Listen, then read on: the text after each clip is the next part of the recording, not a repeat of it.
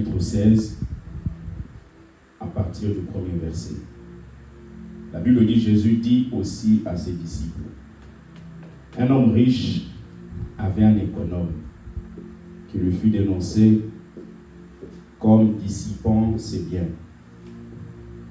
Il appela et lui dit, qu'est-ce que j'entends dire de toi? Rends compte de ton administration, car tu ne pourras plus administrer mes biens.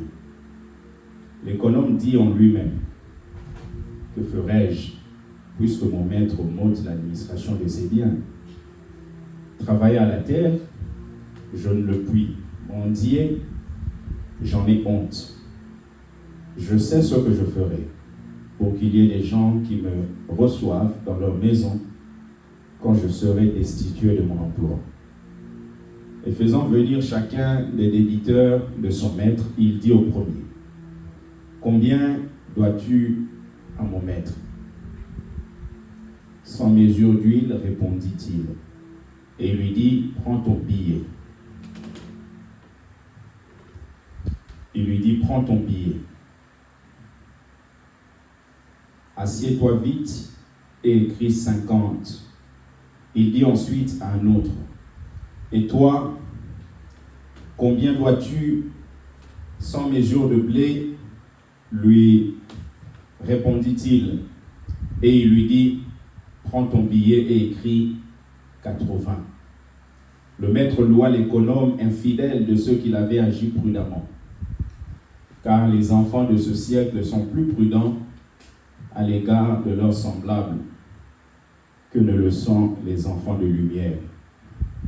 Et moi je vous dis, faites-vous des amis avec les richesses injustes, pour qu'ils vous reçoivent dans les tabernacles éternels quand elles viendront à vous manquer. Le verset 10, celui qui est fidèle dans les moindres des choses l'est aussi dans les grandes. Et celui qui est injuste dans les moindres des choses l'est aussi dans les grandes. Est-ce que quelqu'un peut dire Amen? Alors, le thème que je vais continuer à aborder avec nous, bien-aimés, cet après-midi, nous pouvons noter, c'est toujours la famille, virgule, l'alliance. La famille, virgule, l'alliance. Est-ce que quelqu'un peut dire avec moi la famille?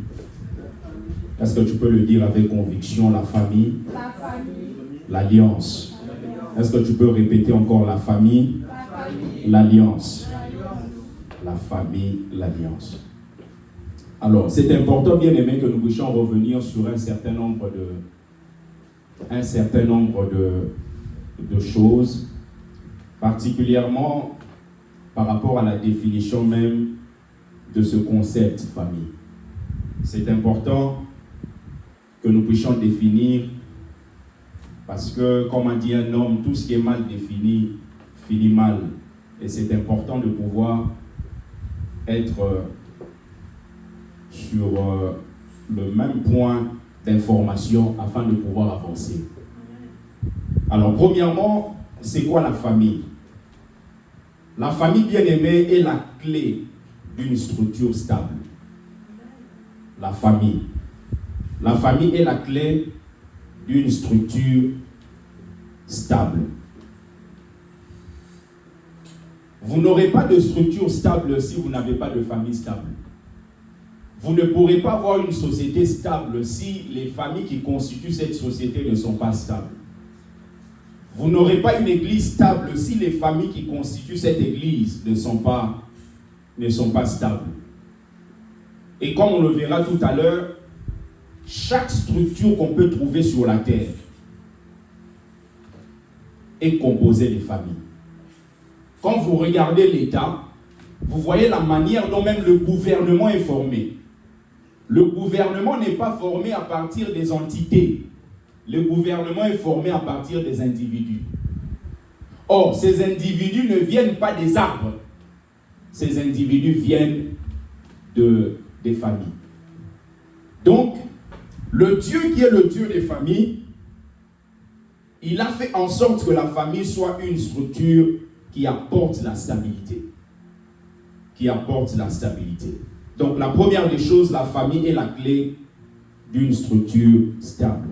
Deuxièmement, la famille est le prototype de la société. La famille est le prototype de la société. De la société ou d'une communauté. Si vous voulez savoir, bien aimé, à quoi ressemble une société, si vous voulez voir à quoi ressemble une communauté, observez simplement les familles qui composent cette société-là. Si vous voulez savoir à quoi ressemble une communauté, même chrétienne, observez simplement les familles qui composent cette communauté-là. Donc la famille est le prototype de la société. La famille reflète ce qu'on peut trouver dans une communauté. Troisièmement, la famille n'est pas le fruit d'un gouvernement. La famille n'est pas le fruit du Parlement. La famille n'est pas le fruit d'un gouvernement. La famille n'est pas le fruit d'un Parlement ou du Parlement. Simplement parce que la famille existe ou existait avant qu'il y ait le Parlement. Lorsque Dieu a créé Adam, Dieu a formé aussi Ève. Dieu a créé un humain. Et au travers de cet humain, il a sorti deux types d'humains. C'est-à-dire dans la dimension féminine et dans la dimension masculine. Maintenant, lorsque Dieu est en train de faire ça, ça n'existe pas encore les États. Donc les États sont venus après. Cela nous montre que la famille ne tire pas sa source dans un gouvernement. C'est la raison pour laquelle, si vous voulez avoir des familles selon Dieu, vous ne devez pas vous appuyer sur tout ce qu'un gouvernement dit. Vous devez vous appuyer sur ce que celui qui est le fondateur de la famille a mis comme base par rapport au fonctionnement de la famille. Quelqu'un peut dire Amen. Amen. La famille n'est pas le fruit d'un gouvernement. La famille existait avant les États. Avant qu'on puisse parler de la France, avant qu'on puisse parler du Congo, de la Belgique, la famille existait. Avant qu'on puisse parler des États-Unis, qu'on dise que cet homme est parti, il a découvert un certain nombre de choses et à partir de ça, les États-Unis sont nés. Bien aimé, la famille existait déjà. Donc la famille est vraiment cette structure de base. Quatrièmement, la famille est la première institution qui vient avant même l'Église. C'est-à-dire avant même que l'Église existe, la famille existait. C'est la raison pour laquelle on ne peut pas tuer sa famille à cause du ministère. Parce que l'Église est venue après. Le ministère est venu après. Mais la famille, c'est la structure de base. C'est pour ça que vous allez voir, il y a des textes, par exemple, où la Bible déclare que celui qui ne prend pas soin des siens, pourquoi? Dieu veut donner un certain ordre. Il veut dire, la première des choses à faire, c'est au niveau de la famille. Et ensuite, quand la famille va bien, tu t'étends vers le ministère. Parce que si tu te tends vers le ministère et que la famille ne va pas bien, la difficulté au niveau de la famille finira même par détruire le ministère. C'est la raison pour laquelle dans le ministère, il y a tellement de choses. Lorsque la famille va bien, lorsque tu vas dans le ministère, tu rencontres des difficultés, tu pourras avoir un appui.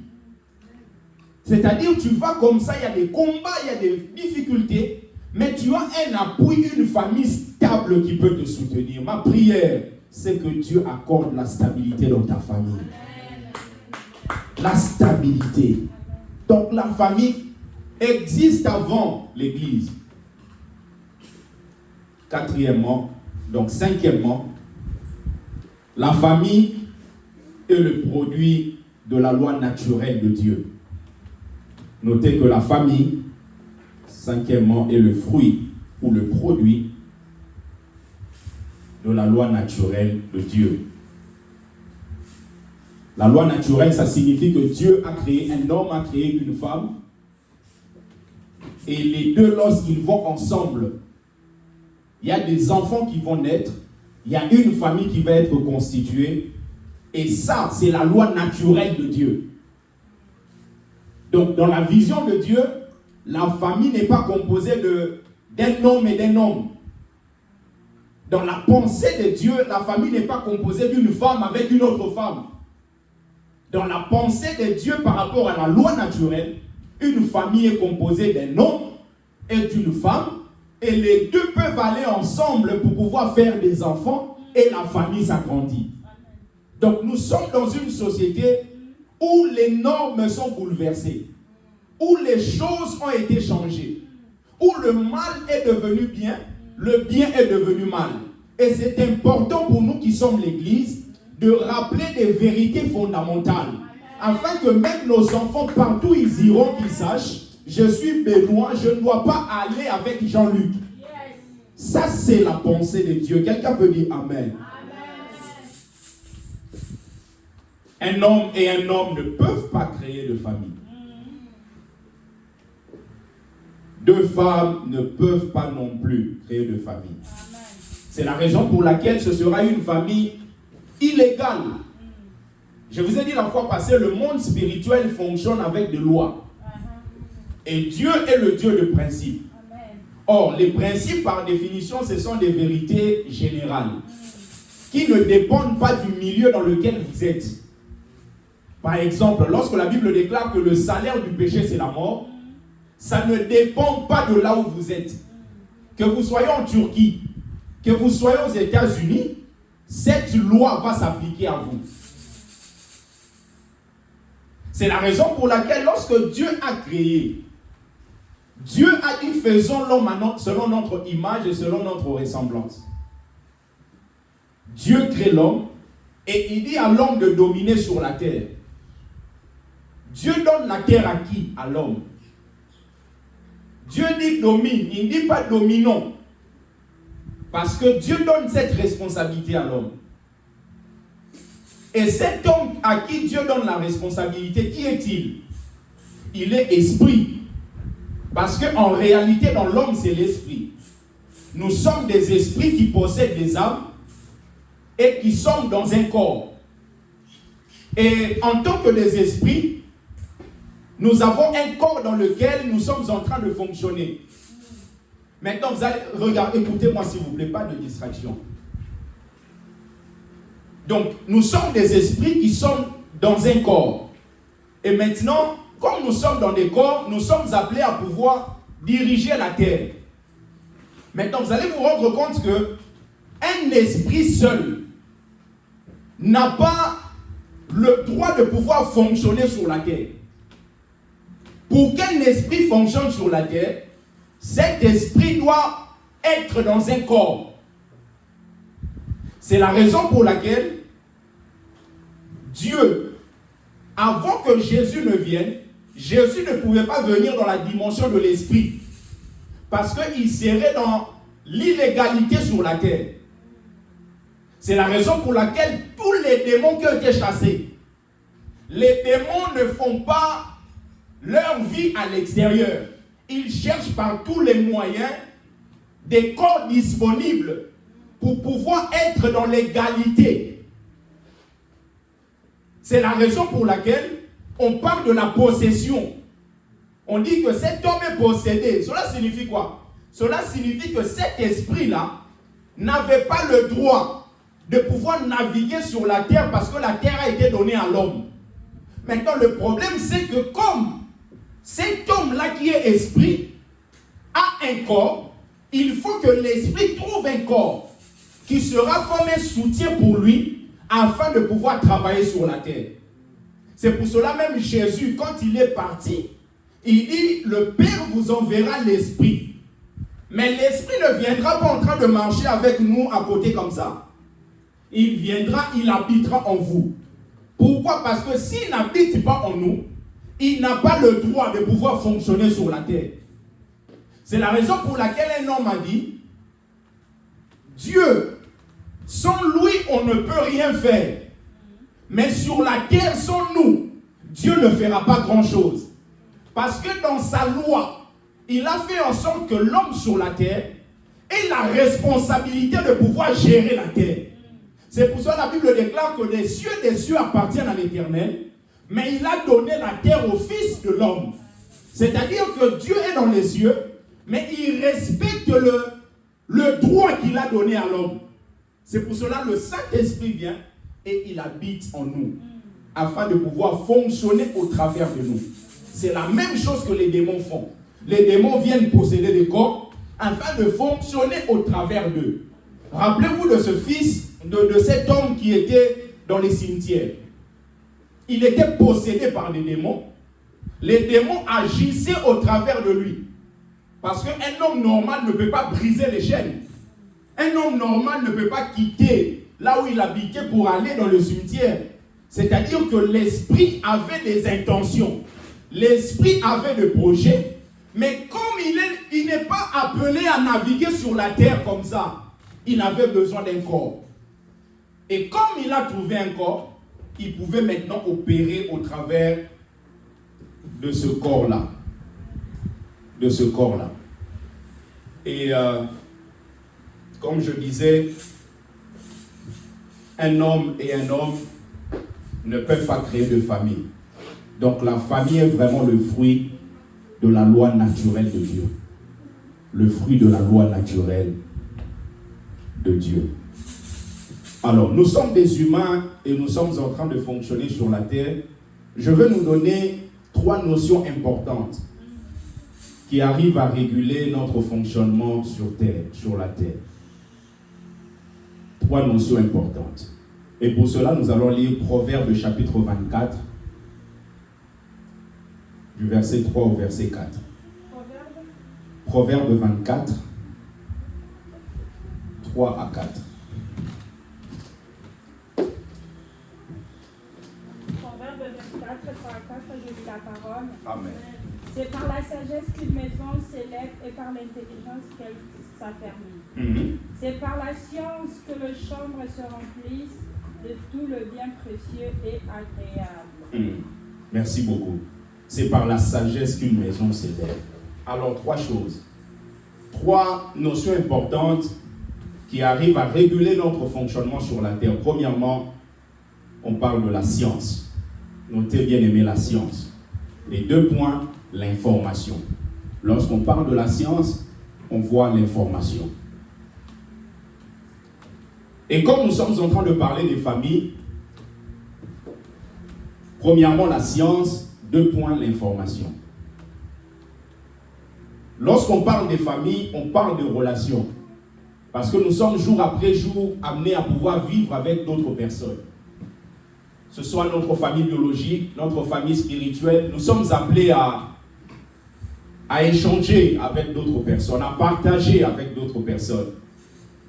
Et vous devez savoir, bien aimé, qu'une relation ne peut pas avancer sans information. Vous ne pouvez pas aller loin si vous n'avez pas l'information. Vous ne pouvez pas réussir dans un cadre sans information. Malheureusement, beaucoup de gens entrent dans des cadres. Ce soit le mariage. Vous allez voir quelqu'un qui se marie, vous lui posez la question, c'est quoi la définition du mariage? La personne ne sait pas. Vous allez voir quelqu'un entrer quelque part, vous lui dites finalement, là où tu es entré, ça signifie quoi? La personne ne sait pas. Nous sommes tellement habitués à dire même des choses que nous ignorons, que jour après jour, nous vivons de cette manière-là. Vous allez voir quelqu'un qui dit, ah moi vraiment RATP, tu poses la question, RATP là, ça signifie quoi? Ne sais pas. Moi j'aime beaucoup le RERD, ah moi le RERD j'aime beaucoup, parce que quand tu entres là-bas, il n'y a pas de contrôleur. Mais RERD là, ça signifie quoi? Ne sais pas. Quelqu'un va dire, moi j'aime A6. Tu poses la question, le A et le 6, ça signifie quoi? Ne sais pas. Pourquoi? Parce que nous sommes habitués à dire des choses, mais nous n'avons pas la bonne information concernant la chose. Premièrement, la science. Beaucoup de gens, vous allez voir, parlent de l'église. Vous allez voir des gens, même dans des deuils, même dans des matins, on parle de l'église. Pour moi, vraiment, l'église. Dites-lui, arrêtez-vous là. Dites-moi, c'est quoi l'église? Aura du mal à vous expliquer, mais est en train de pouvoir aligner des phrases pour juste paraître intéressant. Bien aimé, vous ne pourrez pas avancer si vous n'avez pas l'information. Le premier secret pour une structure solide, c'est d'avoir la connaissance, avoir l'information. Mais l'information ne vient pas par hasard. L'information vient par l'enseignement. C'est la raison pour laquelle vous allez voir des gens s'attachent à des dimensions de prière. Je connais la valeur de la prière. Je sais combien la prière fonctionne. Je sais combien la prière marche. Je sais combien quand on prie, il y a des choses qui sont en train de bouger dans le monde spirituel. Mais vous allez vous rendre compte que la prière, ce n'est pas d'abord la priorité. Parce que si la prière devient seule la priorité, vous pouvez prier en insultant Dieu dans votre prière. Parce que vous manquerez des informations nécessaires concernant même la personne de Dieu. Et vous direz des choses qui seront des blasphèmes au devant du Seigneur. Au devant de Dieu. L'information vient par l'enseignement. Malheureusement, on a modifié l'ordre. Vous allez voir une maman qui prie beaucoup, mais qui ne maîtrise rien des choses de Dieu. Vous allez voir quelqu'un qui peut prier du matin jusqu'à 15 heures. Quand il finit, vous lui posez la question, c'est quoi la rédemption? Ne sait pas.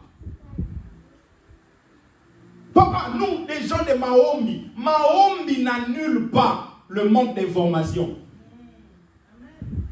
La prière n'annule pas l'ignorance que nous avons. Je peux dire maintenant ici, prions. On peut prier jusqu'à 19h. Bien aimé, si tu ne connais pas ce que signifie la gloire, en finissant ce moment de prière, tu ne sauras pas ce que signifie la gloire. Donc, ne remplaçons pas la prière à la place où on doit chercher l'information.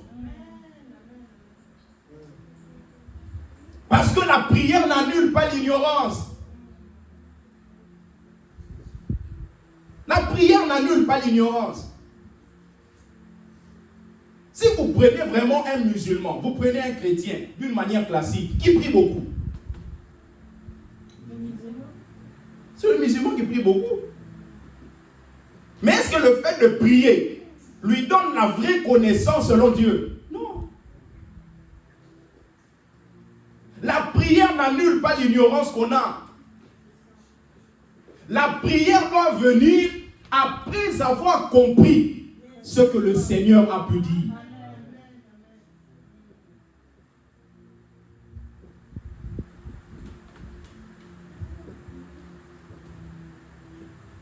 Proverbe 24 qu'on a lu, la Bible dit, c'est par la science que les chambres se remplissent de tous les biens précieux et agréables. C'est par l'information que les chambres se remplissent. Deuxième notion, c'est l'intelligence. 2 points, la compréhension. L'intelligence. 2 points, la compréhension.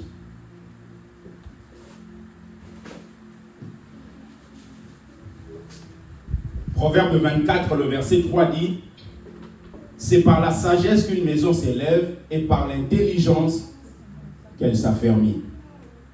C'est par la compréhension qu'une famille s'affermit. Parce que lorsqu'on parle d'une maison, on peut parler d'une vie, on peut parler d'une famille, on peut parler d'une structure, parce que l'église est appelée la maison de Dieu. Rappelez-vous, Paul, il dit à Timothée, il dit, comment est-ce qu'il doit se conduire dans la maison de Dieu? Il dit, avec les jeunes gens, considère-les comme des frères. Avec des sœurs, des jeunes femmes, considère-les comme des sœurs. Avec des mamans, considère-les comme des mamans, des papas. Et il dit, c'est de cette manière-là que tu dois te comporter dans l'église du Dieu vivant. Et maintenant, lui-même, il explique ce que c'est l'Église. Il dit, c'est la maison de Dieu, l'appui et la colonne de la vérité. Donc, quand on parle de la maison, on voit l'Église. On peut voir aussi notre corps. Parce que notre corps est le temple du Saint-Esprit. Donc, notre corps est la maison du Saint-Esprit. On peut voir aussi une structure, on peut voir une nation. Et ici, il y a un secret qui nous est donné pour nous dire que c'est par l'intelligence que cette maison s'affermit. C'est par l'intelligence. Lorsque vous regardez la manière dont l'homme est constitué, vous allez voir que les choses de Dieu, nous les recevons dans la dimension de l'esprit.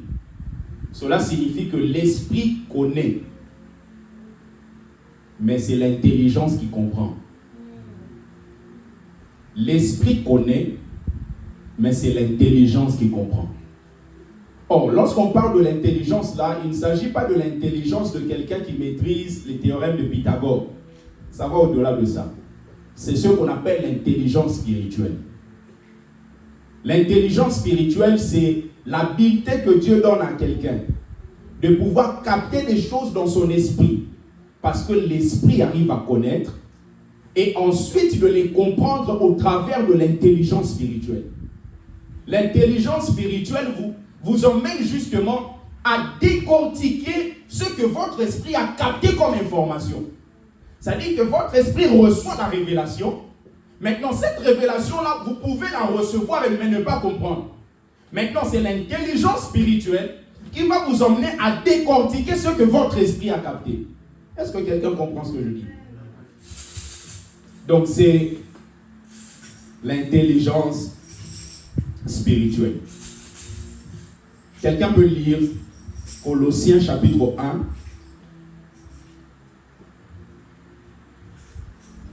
Du verset 9 au verset 10. S'il vous plaît. Colossiens 1. Oui, tu peux lire, sœur Joël.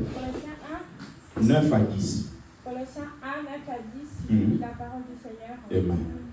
C'est pour cela que nous aussi, depuis le jour où avons été informés, nous ne cessons de prier Dieu pour vous et de demander que vous soyez remplis de la connaissance de sa volonté en toute sagesse et intelligence spirituelle. Amen. 10. Pour marcher d'une manière digne du Seigneur et lui être entièrement agréable, portant de fruits en toutes sortes de bonnes œuvres et croissant par la connaissance de Dieu. Parole du Seigneur. Amen. Donc, vous voyez ici, Paul est en train de parler de l'intelligence spirituelle. Il dit, demandez que vous soyez remplis de la connaissance de sa volonté. La connaissance de sa volonté, c'est-à-dire que votre esprit puisse capter et connaître. Et ensuite, il dit, en toute sagesse et intelligence spirituelle. Et c'est de cette manière-là qu'on peut évoluer avec Dieu. Donc, vous avez premièrement la science qui vous emmène l'information. Vous avez deuxièmement l'intelligence spirituelle qui vous permet de pouvoir comprendre ce que vous avez reçu. Et quand je parle de la science, on peut inclure ça dans la dimension de la révélation qu'on peut recevoir de Dieu. La révélation arrive, il faut maintenant décortiquer la révélation. Et troisièmement, notez la troisième notion, c'est la sagesse. La troisième notion, c'est la sagesse.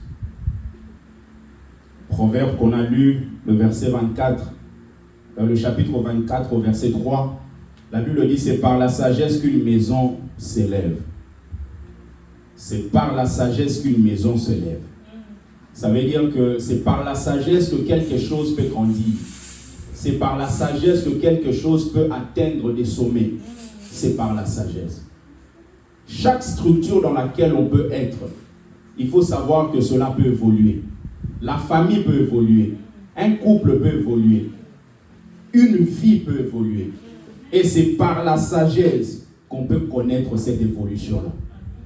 La sagesse. Et c'est quoi la sagesse, bien aimé? C'est la capacité d'appliquer la connaissance que nous avons reçue. C'est la capacité d'appliquer la connaissance que nous avons reçue. Si vous n'appliquez pas ce que vous connaissez, bien aimé, cela ne vous servira à rien du tout. Regardez beaucoup de familles. Pourquoi beaucoup de familles n'évoluent pas? Simplement parce que ces familles ne sont pas forcément ignorantes. Ces familles connaissent des choses mais qu'elles n'appliquent pas. Pourquoi beaucoup de couples n'évoluent pas? Parce que ce n'est pas que les couples sont seulement ignorants. Ils connaissent des choses mais qu'ils n'appliquent pas. Regardez beaucoup de couples dans lesquels il y a des dysfonctionnements, l'infidélité par exemple. Quel est cet homme-là dans lequel le couple vit l'infidélité, dit que moi je ne sais pas que l'infidélité détruit le mariage? Ça dit qu'il sait, mais il n'applique pas. Cela veut dire quoi? Il n'est pas sage. Parce que la sagesse quitte la dimension de la connaissance de la vérité. Entre maintenant dans l'application de la vérité. Vous connaissez beaucoup, mais vous n'appliquez pas. Vous n'êtes pas sage. Même si les cheveux blancs arrivent. Parce que très souvent, les gens essaient de mélanger les choses. Ils pensent que cheveux blancs, ça signifie sagesse. Non. J'ai vu des papas, 60 ans, avec beaucoup de cheveux blancs. Mais quand ils réfléchissent, vous dites, mais mon Dieu, même un enfant de 15 ans ne réfléchit pas comme ça. Pourquoi? Parce que la vraie sagesse que nous parlons ici ne vient pas avec le temps. Vient surtout au travers de la connaissance qu'on a de Dieu et de la relation et de la communion qu'on a avec lui. C'est pour cela que quelqu'un dans la Bible, il s'appelle Élie. Job vit les difficultés. Finalement, plusieurs personnes commencent à parler concernant la situation de Job. Ils disent, mais ah non, mais Job, vérifie bien ta vie parce que tu as déjà vu un juste souffrir comme toi. Il y a toujours des gens comme ça tout autour de nous qui ont une certaine théologie qui ne tiennent pas. Dis, mais non, c'est pas possible, Job. Réveille-toi. C'était un Congolais, il allait dire, mais ouvre les yeux. C'est pas normal. Dis, mais non, Job et tout ça. Donc pour eux, difficulté signifie péché. Et finalement, pendant qu'il parle, il y avait un jeune là élu. Il avait peur. Maintenant, le problème, c'est qu'il avait peur, mais en écoutant les vieux là, il se rendait compte que rien d'intéressant sortait de leur bouche. Mais quand il s'est mis là, il dit, ah non, je vais oser. Il dit, ce n'est pas le nombre d'années qui procure la sagesse. Yes. J'avais fermé ma bouche. Mais jusqu'au moment où je me suis rendu compte que la sagesse ne sort pas de la bouche de ces vieux-là. C'est là qu'il dit, ce ne sont pas des années qui donnent la sagesse, mais c'est le souffle du Tout-Puissant. C'est le souffle du Tout-Puissant. Et quand il a commencé à parler, ils étaient en train de l'écouter. Je prie Dieu, que Dieu t'emmène à vivre cette sagesse-là. Cette sagesse-là. Dans une réunion de famille comme ça, l'oncle Titenge commence à parler, l'autre Moulumba commence à parler, l'oncle Chouepoua commence à parler. Vous les écoutez, à la fin vous dites, mais si on applique ce qu'ils disent là, la famille est détruite. Si seulement on met en pratique ce qu'ils disent là, mais c'est fini. Et toi là où tu es, tu dis, mais Seigneur, je n'ai que 27 ans. Si en ce moment-là, si tu te confies à Dieu, il te donnera une force. Tu parleras et la famille sera sauvée. Le Saint-Esprit passera par toi. Il dira des choses. Eux-mêmes, ils seront là, ils diront, waouh, c'est toujours Emmanuel qu'on a connu. Non, ce n'est pas toujours cet Emmanuel-là. Il est passé quelque part. Le Seigneur a travaillé en lui. Il a déposé un fardeau. Je prie Dieu que Dieu t'emmène à expérimenter ces choses. Est-ce que quelqu'un peut dire Amen? Amen. La sagesse, c'est la mise en application de ce que nous connaissons. Vous ne serez pas sage, bien aimé, si vous n'appliquez pas les vérités de Dieu. Vous ne serez pas sage. Alors, pour que nous tendions vers la fin, Rappelez-vous de ce texte de Luc chapitre 16 qu'on a lu. Le texte de Luc m'a toujours révolutionné. Pourquoi? Parce que dans cette histoire, Jésus est en train de montrer combien les enfants de ce siècle sont plus intelligents ou même plus sages que les enfants du royaume. Mais il ne veut pas appliquer le message, le mot sage dans sa dimension stricte. Il veut juste l'appliquer dans la dimension de la mise en application. C'est-à-dire quoi? C'est-à-dire, au moment où les enfants du royaume vont passer beaucoup de temps dans la prière, les enfants de ce siècle vont aller travailler.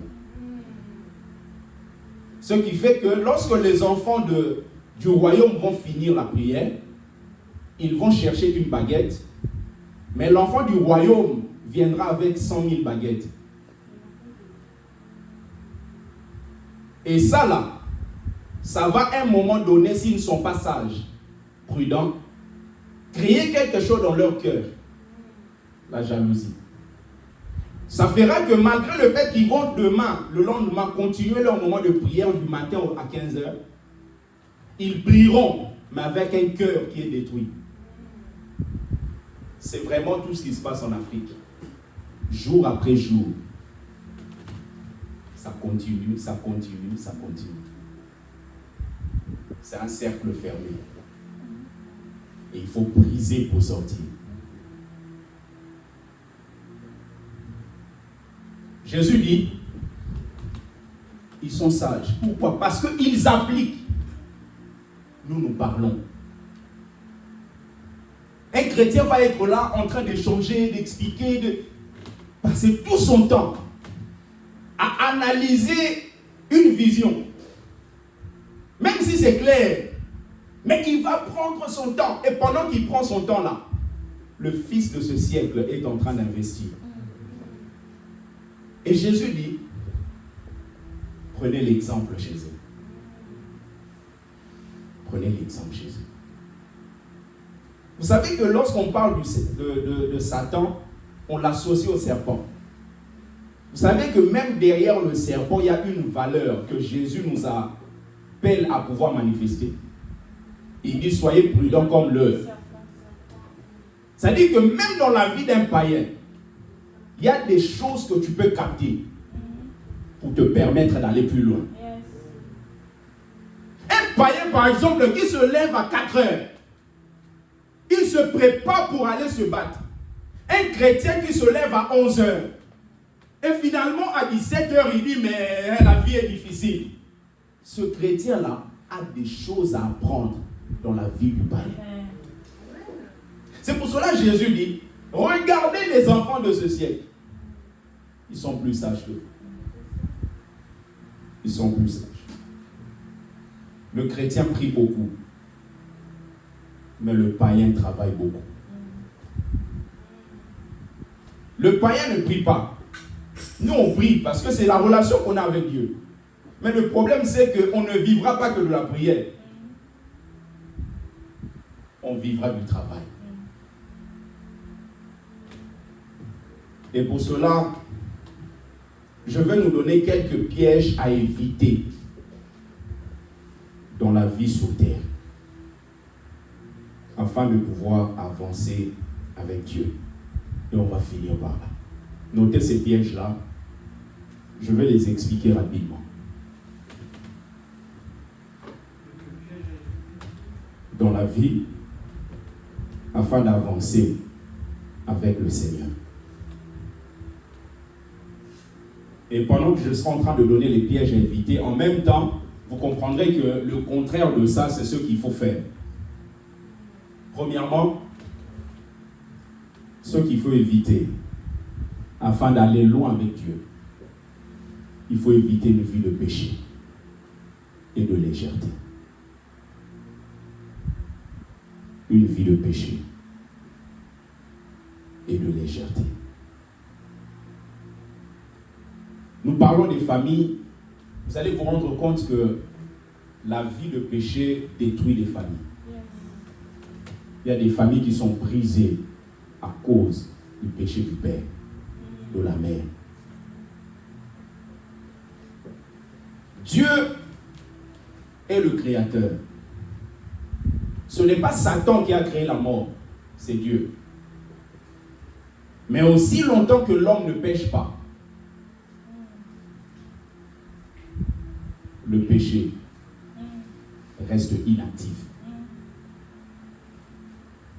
C'est pour cela que Dieu avait dit à l'homme, le jour où tu mangeras, autrement dit le jour où tu pêcheras, c'est ce jour-là que tu donneras vie à la mort. Aussi longtemps qu'on ne pêche pas, le péché est inactif. La seule chose qui donne vie à la mort, c'est le péché. Bien-aimés, nous voulons aller loin dans nos vies, dans nos familles. Nous devons éviter une vie de légèreté, une vie de péché. Regardez David. David, au lieu d'aller au combat, il ne va pas. Il reste et il monte sur son toit. Et c'est en montant qu'il arrive à voir Bathsheba en train de se laver. Il y a certaines choses que vous vivez, que nous vivons, c'est simplement parce que nous manquons de répondre à l'appel du moment. C'est-à-dire qu'il y a des gens, venir à l'église, ça ne signifie pas que si je ne viens pas un dimanche à l'église, je suis païen et tout ça.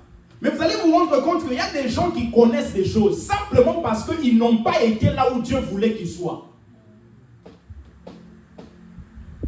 Dieu te voyait d'être à Noisiel. Mais toi, tu te dis, je veux être à Vigneux-sur-Seine. C'est la raison pour laquelle, en étant là-bas, tu vivras quelque chose que tu n'aurais pas vécu si tu étais à Noisiel. David reste et il monte sur le toit. Et sur le toit, il voit Bathsheba. Et en voyant, il va beaucoup plus loin. Il demande qu'on l'amène Bathsheba. Et ensuite, il fait mourir le mari de Bathsheba. Il s'appelle Uri. Lui, il va avec Bathsheba.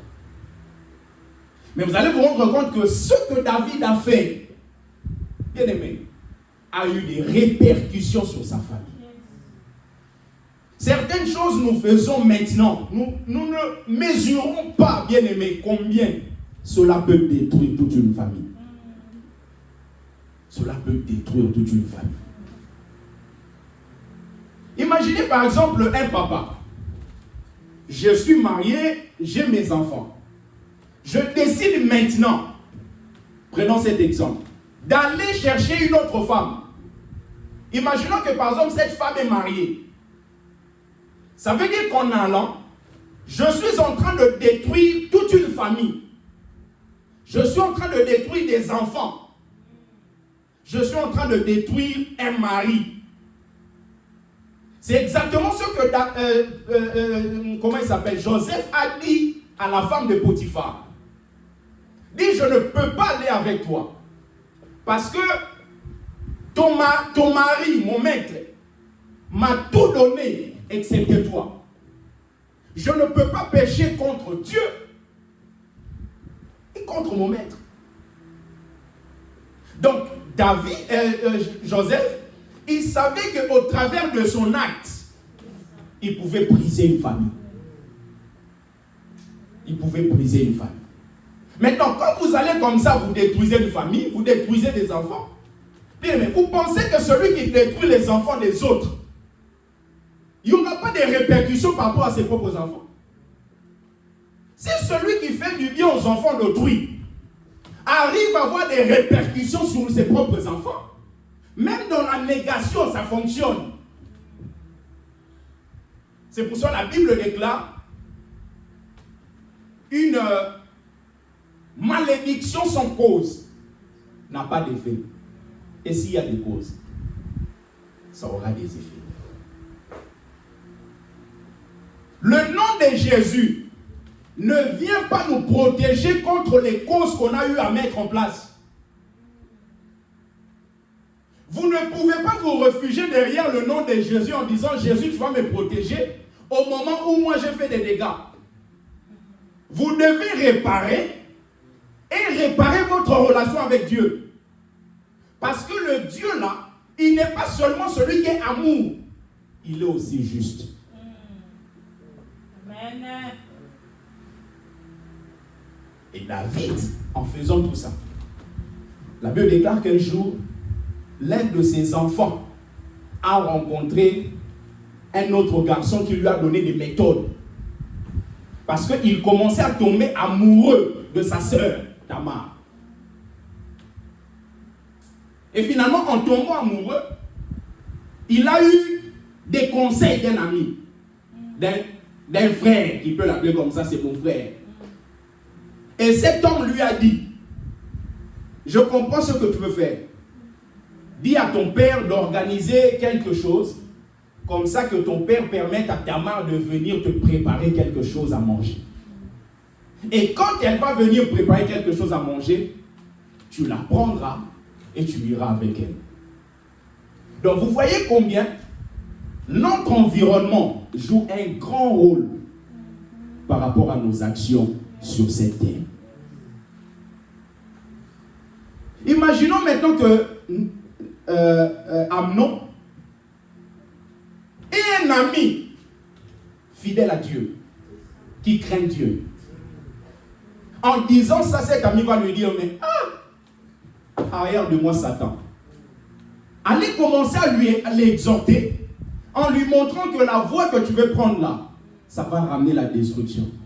C'est la raison pour laquelle vous allez voir beaucoup de gens connaissent une accélération dans les bêtises à cause de leur environnement. Parce qu'il y a des gens, s'ils sont tout autour de vous, même s'il a dit le dernier mot va revenir à vous, mais vous allez voir qu'il y aura une certaine forme de lenteur. Ça va un peu vous freiner. Et pendant que ça vous freine, ça vous emmène encore à réfléchir 3 fois. Mais il y en a d'autres, une fois que vous donnez une idée, comme eux-mêmes ils sont plongés dedans, ils vont vous dire, mais j'ai des méthodes pour que tu ailles beaucoup plus vite que ce que tu es en train de penser. C'est pour cela, si on ne choisit pas là où on doit naître, mais on doit choisir nos amis. Amen. Choisir notre environnement. Amen.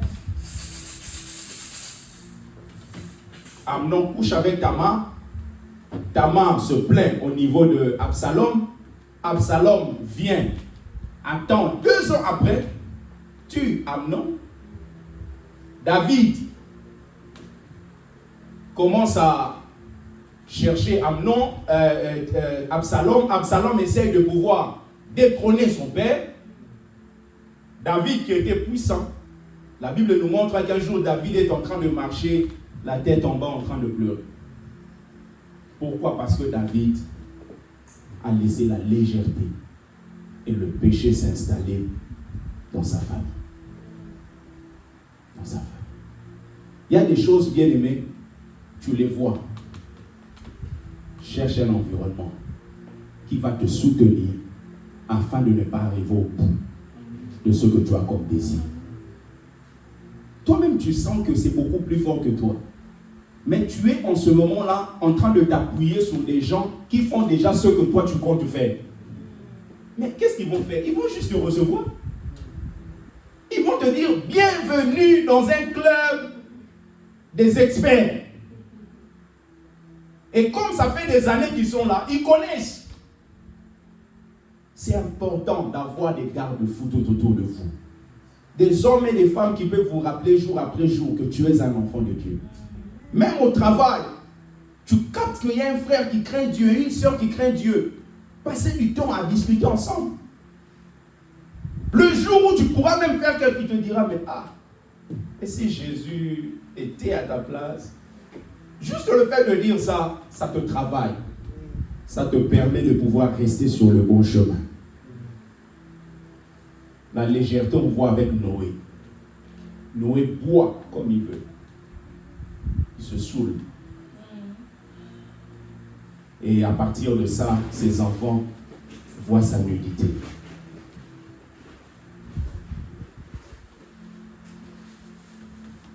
Noé boit, ses enfants voit sa nullité.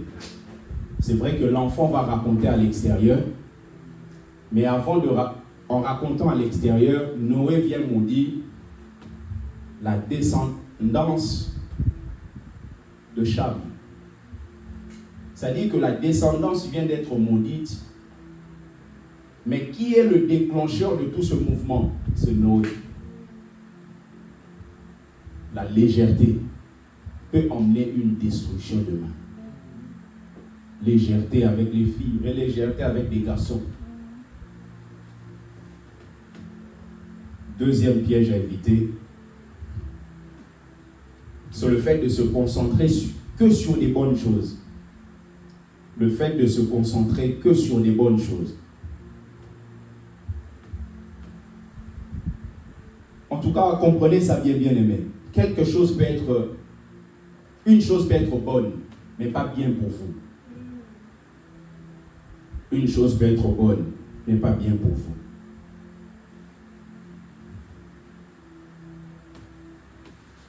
Ça peut être bien de mener cette guerre. C'est une bonne chose. Mais est-ce que c'est bien pour moi?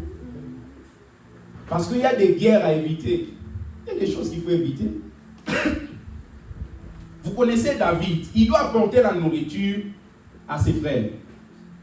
En allant, David, il arrive, il commence à demander, mais qu'est-ce qu'on va donner à quelqu'un qui va détruire ce géant?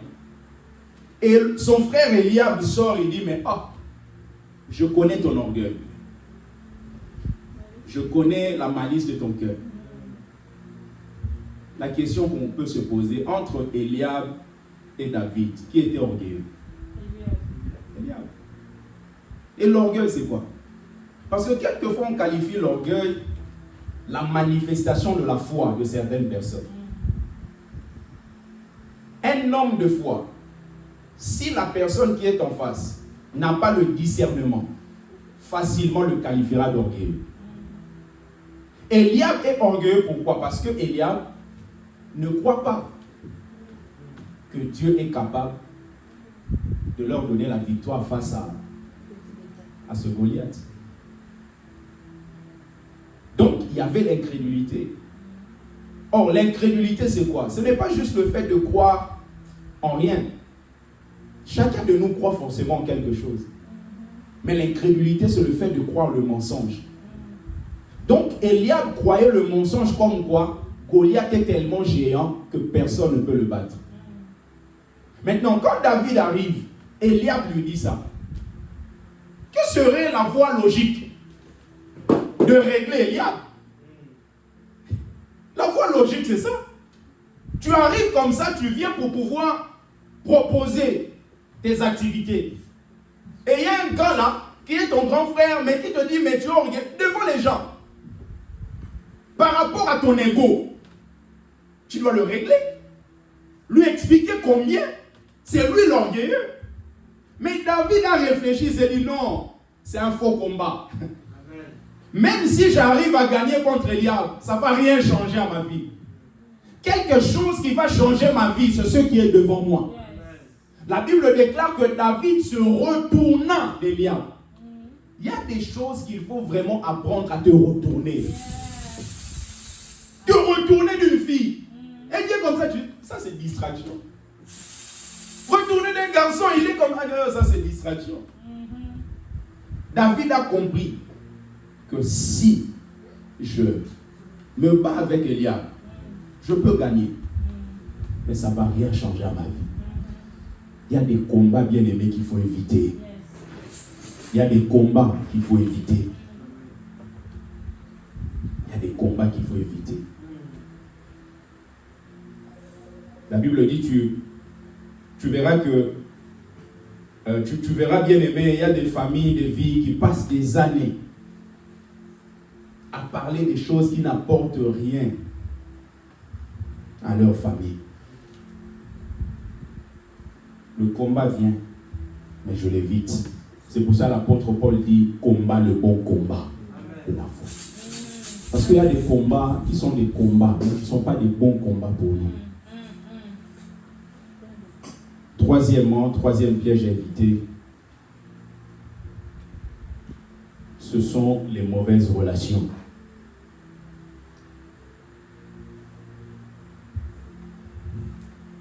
Certaines relations bien-aimées peuvent vous propulser, mais d'autres peuvent vous rabaisser. Certaines relations. Regardez Pierre. Pierre a marché sur l'eau. Pourquoi? On a vu la fois passée. C'est parce que Pierre était en connexion avec Jésus. On ne raconte pas l'histoire d'un homme là, quelque part, qui a marché sur l'eau. Jésus marchait sur l'eau et Pierre l'a vu. Au début, ils ont cru que c'était un fantôme. Et après, Jésus a dit, non, c'est moi, n'aie pas peur. Et Pierre, là où il était, il a dit, si c'est toi, Seigneur, ordonne que je vienne vers toi. Et quand il lui dit, si c'est toi, Seigneur, ça signifie qu'il y a un lien entre Jésus et Pierre. C'est pour vous dire qu'il y a certaines choses, plusieurs personnes ne vivent pas, simplement parce qu'elles ne sont pas connectées à des bonnes personnes. Jésus est en train de permettre à Pierre de marcher sur l'eau parce que Pierre est en connexion avec lui. Et en connexion avec lui. Plus vous avancez, bien aimé dans la vie avec Dieu, plus vous perdrez des amis. Plus vous avancez avec Dieu, plus vous perdrez des amis. La réussite impose la distance. La réussite impose la distance. Que vous vouliez ou pas, aujourd'hui, si on vous dit vous devenez président de la République, il y a certaines relations qui vont tomber d'elles-mêmes. Et les gens, comme ils ne savent pas les choses, ils vont dire il a changé depuis qu'il est devenu président. Mais maintenant, dites-moi, moi j'étais par exemple éboueur. Aujourd'hui, Dieu me permet de devenir président de la République. Vous voulez que je sois toujours comme éboueur? Il faut changer. Oh. Tu es célibataire aujourd'hui, demain tu deviens marié. Mais tu dois changer. Même dans ta manière de fonctionner, si tu sortais, tu rentrais à 1h en étant marié, ça va changer. Donc, à chaque fois qu'une réussite se manifeste, il y a toujours une distance qui se crée. Avec qui passez-vous plus de temps? Quels sont les livres que vous lisez? Parce que même derrière un livre, vous pouvez lire un livre, vous n'êtes pas avec l'auteur. Par exemple, mon livre, quand tu lis, tu as l'impression que tu es devant moi. Parce que derrière chaque livre, il y a l'esprit de l'auteur qui est libéré. Passez du temps avec des gens qui peuvent vous permettre d'atteindre vos objectifs. Quatrièmement, pour finir, piège à éviter, c'est la procrastination. La procrastination. La procrastination, c'est le fait de remettre à demain ce que vous pouvez faire aujourd'hui. Tu peux faire ça aujourd'hui, mais tu dis, je ferai ça demain. Tu veux faire ta chambre aujourd'hui? Non, finalement, non, maman, demain. Tu veux faire ta chambre aujourd'hui? Non, demain. Tu dois réviser aujourd'hui? Non, je vais le faire demain. Et après, tu te retrouves la veille de l'examen. Tu commences à réviser comme si tu pensais que tout va entrer la veille. Tous ceux qui révisent la veille, ce sont des moins sérieux. Quelqu'un qui s'est bien préparé pendant 3 mois, la veille, il se repose.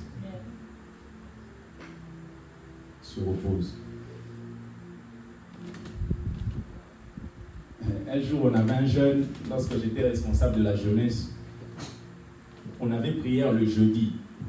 Et il était venu au culte, mais avec beaucoup de livres. Je dis, mais tout ça, non, parce que demain, vraiment, j'ai 3 DST. Je dis, mais tu n'es pas sérieux. Tu viens avec 3 livres, tu as 3 DST le vendredi, et toi, le jeudi, là, tu viens, donc on finit le culte à 20h30. Toi, tu penses qu'en entrant chez toi dans le train, là, pendant 1h15, Tu vas tout mémoriser. Tu n'es pas sérieux?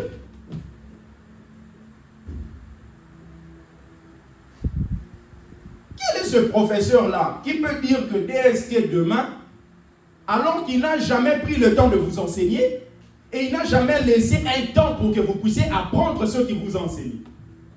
C'est un faux professeur. Mais généralement, les profs ne font pas ça. C'est-à-dire qu'il y avait un temps pour que tu apprennes, mais tu procrastinais.